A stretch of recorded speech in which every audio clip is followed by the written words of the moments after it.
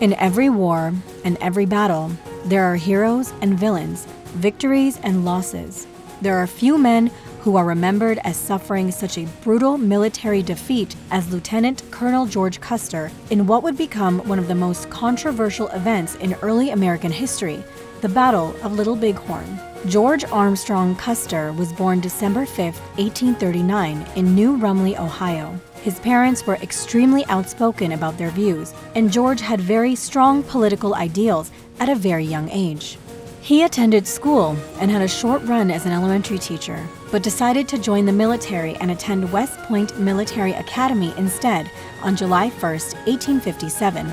According to all sources, Custer was a horrendous student and had racked up one of the worst records and more demerits than anyone else who had attended West Point before.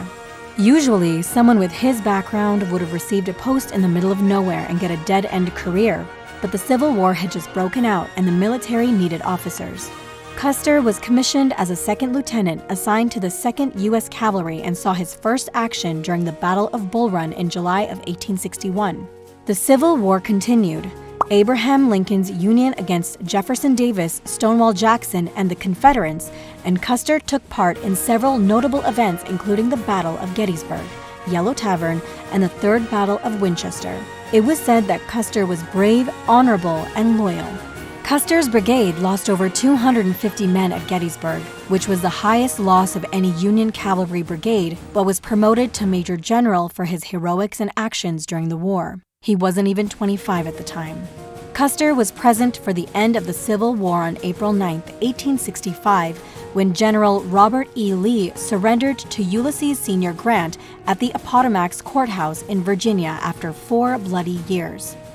After the Civil War was over, Custer formed the 7th U.S. Cavalry Regiment and was ordered to report to West Kansas after being promoted to lieutenant colonel and to assist with containing the so-called hostility of the Plains Indians in the area. The American Indian Wars, also known as the American Frontier Wars, took place from 1609 to 1924, although some would say it's still going. In an effort to colonize the American frontier, countless number of Native Indians were killed along with the deportation and forced assimilation into the newly formed states. The Battle of Little Bighorn took place on June 25th and June 26th in Bighorn County, Montana in 1876. The combatants were the Lakota, Dakota, Northern Cheyenne, and Arapaho Indians, led by great Native leaders including Sitting Bull and Crazy Horse, against George Custer's 7th Cavalry. Custer was warned about the number of the hostile forces he was about to do battle with, and an Indian scout on his side named Half Yellow Face, knowing that they were doomed, famously quoted to the lieutenant colonel, "You and I are going home today by road we do not know." The Indians' forces numbered between 1,100 and 2,500 warriors compared to the 700 cavalry men of Custer's.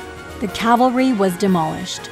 Custer lost 2 of his brothers, a brother-in-law, and a nephew in the battle that would most famously become known as Custer's Last Stand. No one will ever really know how General George A. Custer met his end, as none of the men who were with him survived. But he was found with 2 gunshot wounds, one to the chest and the other to the temple. There is a memorial called the Little Bighorn Battlefield National Monument you can visit in Montana today, and George Armstrong Custer will forever be remembered as a name synonymous with getting outnumbered, overwhelmed, and killed by hostile forces. He died on June 25, 1876, at 36 years old.